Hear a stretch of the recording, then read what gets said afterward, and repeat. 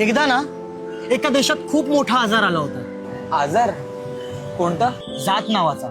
आणि हा घातक आजार ना देशातून जाता जात नव्हता. मग जिथे प्रश्न असतात तिथे उत्तर देखील असतात. म्हणजे त्या देशातूनच एक डॉक्टर आले. त्या डॉक्टरांनी आजाराला मुळापासून नष्ट करण्याचा प्रयत्न केला.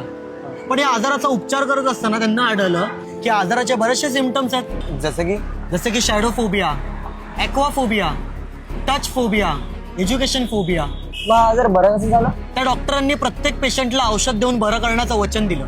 आपण एक अट ठेवल्या की ते औषध फक्त आणि फक्त शाळा आणि कॉलेजमध्येच मिळणार. शाळा आणि कॉलेजमध्ये कोणतं? बरं मग सगळ्यांनी औषध घेतलं? औषध घेतलं. अरे बाबा, त्या डॉक्टरांनी सांगितलेल्या औषधामुळे देशातून जात नावाचा आजार हळूहळू बरा होऊ लागला. आणि तो आजार पुढे जाऊन वाढू नये म्हणून त्यांनी एक वॅक्सिन सुद्धा बनवलं. आपण आजकालच्या चालणाऱ्या राजकारणामुळे लोकांना असं वाटतंय ते वॅक्सिन काही कामच नाहीये बाबा. अरे काय बोलतोस तू? कसला आजार? कोणतं वॅक्सिन? कोणते डॉक्टर?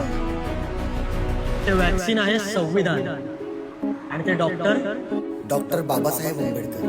क्रांती सूर्य तू, शिल्पकार तू, भारताचा बोधिसत्व मूक नायका भीमराया.